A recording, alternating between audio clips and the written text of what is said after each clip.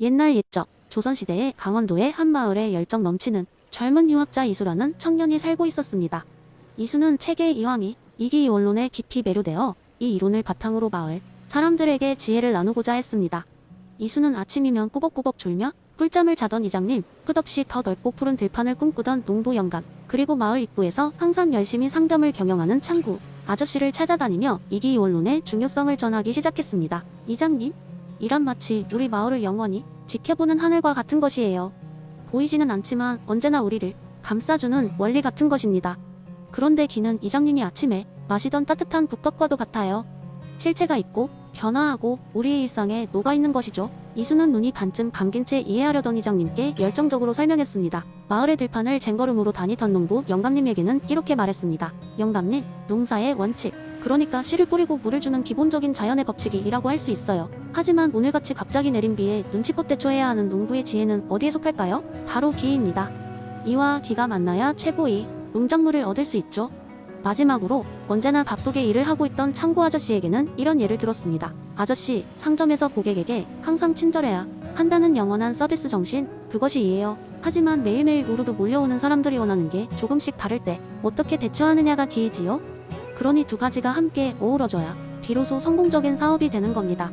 그러던 어느 날 이수는 마을 회관에서 특별 강연을 열기로 했습니다. 이기이원론과 우리의 삶이라는 주제로 마을 사람들을 초대했죠. 이수는 준비한 도표와 다양한 예시들로 강의를 시작했습니다. 만물의 원리를 이해하는 것이 얼마나 중요한지, 그리고 일상에서 변화와 적응이 왜 필수적인지를 설파했습니다. 사람들은 처음에는 고개를 갸우뚱했지만 점점 이수의 말에 빠져들기 시작했습니다. 강연이 끝난 후 이장은 이수를 두드리며 말했습니다. 내 말대로라면 마을 운영에서 원칙과 요령이 둘 다 중요하다는 걸 깨달았네. 이제 아침마다 깨어있어야겠군.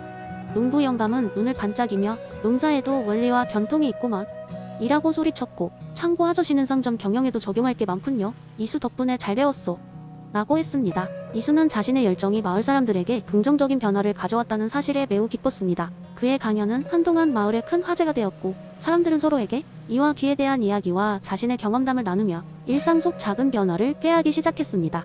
이렇게 그 작은 마을은 이와 기에 대해 더욱 깊이 생각하며 각자의 삶이 어떻게 균형을 이룰 수 있는지를 고민하는 마을로 변모해갔습니다. 그리고 이 모든 것은 한 청년이 품은 작은 열정에서 시작된 것이었습니다. 두 번째 이야기. 옛날 옛적 깊은 산속에는 이와 기라는 두 친구가 살고 있었습니다.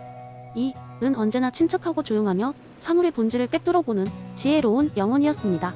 하루 종일 뒷짐을 지고 산책을 하며 사색에 잠겨있곤 했죠. 반면에 기는 참으로 역동적인 친구였습니다. 늘 부산하게 움직이며 주변의 풀과 나무들을 흔들고 바람을 일으키고 물결을 만들며 활기를 불어넣었습니다. 어느 날 와 기는 산 꼭대기에 모여 이야기를 나누게 되었습니다. 이는 이렇게 말했어요. 친구 기, 너는 참으로 놀랍구나. 너의 움직임 덕분에 이 세상은 활기가 넘쳐야 하지만 가끔은 내 생각에 잠겨 혼자만이 시간을 갖는 것도 좋지 않을까? 기는 웃으며 대답했죠. 친구 이, 너의 깊은 생각과 사유도 훌륭하지. 하지만 세상은 가만히 있지 않아. 모든 것이 흘러가고 변화해야만 새로운 것이 생겨나지 않을까? 둘은 이렇게 서로의 존재를 인정하면서도 각자 다른 방식으로 세상을 바라보았습니다. 그러나 시간이 지나면서 이와 기는 깨달았습니다. 그들이 서로 상반된 존재인 것처럼 보이지만 실은 함께 있어야만 한다는 것을. 의 통찰력이 없다면 기는 그저 무질서한 혼돈이었고, 기의 활기가 없다면 이는 정적인 고요 속에 갇혀버릴 뿐이었죠. 이렇게 둘은 서로의 필요성을 인정하게 되었고, 그날 이후가 와 기는 더 이상 둘이 아닌 하나의 조화를 이루기 시작했습니다. 이가 기의 방향을 잡아주고 기가 이에게 생동감을 불어넣으며 둘은 함께 세상을 형성해 나갔습니다. 나무가 자라고 꽃이 피며 강물이 흐르고 바람이 불게 되었죠. 세월이 흐르면서 이 산속이 이야기는 입에서 입으로 전해졌고, 어느덧 사람들은 이 두 친구의 이야기를 통해 자연과 인간 사회의 조화로운 질서를 깨닫게 되었습니다. 이와 기라는 두 친구가 상호작용하며 만들어낸 세상은 곧 인간과 자연 그리고 사회의 이상적인 모습을 상징하였습니다. 그래서 오늘날도 종종 사람들은 우리 삶에서 이와 기의 원리를 운운합니다. 고요한 사색 속이 이와 역동적인 변화를 상징하는 기를 통해 우리 삶의 균형과 조화를 찾아가고 있는 것이죠. 이 이야기는 중요한 교훈을 전해줍니다. 우리가 때로는 깊은 사색의 순간도 필요하고 때로는 활기차게 움직이는 변화도 필요하다는 것을 말입니다. 이 둘이 조화롭게 어우러질 때 우리는 비로소 완전한 삶을 누릴 수 있다는 깨달음을 주는 것입니다. 세 번째 이야기. 어느 조용한 마을에 한 노인이 살고 있었습니다. 그는 마을의 지혜자로 알려져 있었고, 많은 이들이 그의 집을 찾아와 삶에 대한 조언을 구하곤 했습니다. 어느 날 도시에 사는 젊은 학자들이 그를 찾아왔습니다. 그들은 이마누엘 칸트의 선언적 범주에 대해 듣고 깊은 호기심을 품고 있었지만 그 개념을 어떻게 실생활에 적용할 수 있을지 이해하지 못했습니다. 노인은 부드러운 미소를 지으며 젊은이들을 맞이하였습니다. 약간의 차를 끓여낸 후 그는 자신의 작은 서재로 그들을 초대했습니다. 서재의 벽에는 오래된 책들이 빼곡히 꽂혀 있었고 창밖으로는 황금빛 노을이 내려앉고 있었습니다. 차를 한 모금 마신 후 그는 이야기를 시작했습니다. 너희는 지금 칸트의 선언적 범주에 대해 궁금해하고 있구나? 내가 한 가지 이야기를 해주겠다. 어느 날 나는 시장에 나가는 길에 한 아이를 만났단다. 아이는 발밑에 그림자에 크게 놀라 움츠러들고 있었지. 그에게 그림자가 무엇인지 물어보니 그는 그것이 땅속에서 튀어나온 무서운 괴물이라 생각하고 있었단다. 젊은 학자들은 귀를 기울였습니다. 노인은 계속 이야기를 이어나갔습니다. 나는 아이에게 천천히 설명해 주었지.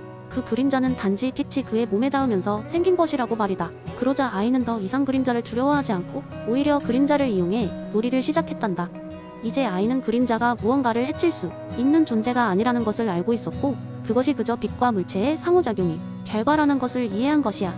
젊은 학자 중 한 명이 조심스럽게 물었습니다. 이 이야기가 칸트의 이론과 어떻게 연결되나요? 노인은 빙그레 웃으며 답했습니다. 우리가 세상을 이해하는 방식에는 이미 내재된 구조가 있다는 것을 보여주는 사례란다. 아이는 처음에는 그림자를 보고 두려워했지만 나는 그에게 인과성이 무엇인지 설명해 주었지. 빛과 물체라는 카테고리를 통해 그림자를 이해하게 된 것이야. 이처럼 우리는 무언가를 경험하기 전에 이미 우리의 머릿속에 존재하는 인식의 틀이 있는 것이지. 그는 이어서 말했다. 칸트가 말한 선언적 범주는 바로 이런 것이란다. 시간, 공간, 인과성 등과 같이 우리가 선천적으로 지니고 있는 것이지. 이 틀을 통해 우리는 세상의 모든 현상을 이해하고 해석할 수 있단다. 젊은 학자들은 이 설명을 듣고 갑자기 선언적 범주가 무엇을 의미하는지를 깨닫기 시작했습니다.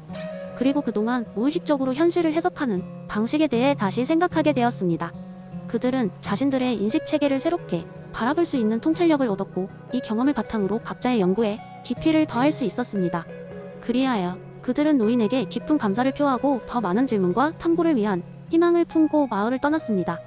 그들 모두는 이제 각자의 그림자에 숨겨진 이야기를 찾아 나섰고 그것들이 그저 무서운 것이 아닌 이해와 깨달음의 기회를 제공한다는 사실을 알게 되었습니다. 이와 같이 칸트의 선언적 범주는 우리가 새로운 경험을 어떻게 받아들이고 그것을 이해할 수 있는지를 탐색하는데 중요한 길잡이가 되었고 그 지혜는 세대를 넘어 계속해서 빛을 발하였습니다. 네 번째 이야기. 옛날 옛적 아테네 골목 한 구석에 기묘한 작은 상점이 있었습니다. 그 상점의 이름 은영상과 진료의 마법 상점이었죠. 주인은 고대 철학자 아리스토텔레스 자신이라고도 전해지지만 누구도 확실히 알 수는 없었습니다. 그런데 이 가게의 특이점은 바로 모든 물건이 두 가지 요소로 이루어져 있다는 것이었죠. 손님들이 물건을 살 때마다 주인은 이렇게 설명하곤 합니다. 이 물건은 형상과 진료의 결합체입니다. 형상은 이 물건의 본질이자 뜻이죠. 진료는 그것을 이 세상에 드러나게 하는 실체입니다. 하루는 젊은 철학도 알렉산더가 친구들과 함께 그 가게를 찾아왔습니다. 그의 손에 들린 것은 빗자루였죠. 알렉산더는 농담 삼아 주인에게 물었습니다. 이 빗자루의 형상과 진료는 무엇인가요?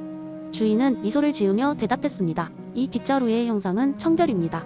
집을 깨끗하게 만든다는 그 본질적 특성이 곧 형상이지요. 진료는 이 빗자루를 구성하는 나무와 소리입니다. 진료 없이 형상은 그저 개념에 불과하지만 나무와 소리 결합해 비로소 청결의 역할을 수행합니다. 그 말을 들은 알렉산더는 빗자루를 빙빙 돌리며 상상력을 발휘했습니다. 그렇다면 혹시 이 나무 막대는 칼처럼 사용되고 솔은 깃털처럼 부드럽게 갈릴 수도 있는 건가요? 주인은 미소를 지으며 대답했습니다. 아, 그것이 형상의 힘이지요. 당신이 상상하고 그 역할을 부여하는 순간 그것은 이미 새로운 형상을 부여받은 것이랍니다. 이후 알렉산더는 철학교 친구들과 함께 가게를 둘러보며 각자의 연관성을 찾으려고 애썼습니다. 가게 한 구석엔 진열된 오래된 시계가 있었습니다. 이 시계의 형상은 시간을 알리는 것이고 진료는 금속 바늘과 나무 상자일까요? 라고 한 친구가 묻자 주인은 고개를 끄덕였습니다. 그렇게 사람들은 계속해서 자신만의 형상과 진료를 찾아갔고 사람들 간의 대화는 계속되었습니다. 나는 나의 형상이 무엇일까? 나는 어떤 진료를 통해 내 형상을 드러낼 수 있을까? 그저 하나의 철학적 개념에 불과했던 형상과 진료는 어느새 매일의 삶과 생각으로 깊게 퍼져나갔습니다. 문득 알렉산더는 형상과 진료의 상점을 나서며 이런 생각을 했습니다. 이 모든 세상은 결국 우리가 생각하는 형상과 그것을 드러내는 진료의 집합체가 아닐까? 사람이 꿈꾸는 세상도 그저 그것을 형상화하고 현실로 만드는 진료를 찾는 과정일 뿐이리라. 이렇게 아리스토텔레스의 형상과 진료 이론은 단순히 철학적 개념을 넘어서 사람들에게 사물과 자신을 바라보는 새로운 시각을 제공했습니다. 그리고 그 상점은 예전과 마찬가지로 아테네의 어느 골목에서 사람들에게 자신의 형상과 진료를 찾도록 도우며 이야기를 계속 이어갔습니다.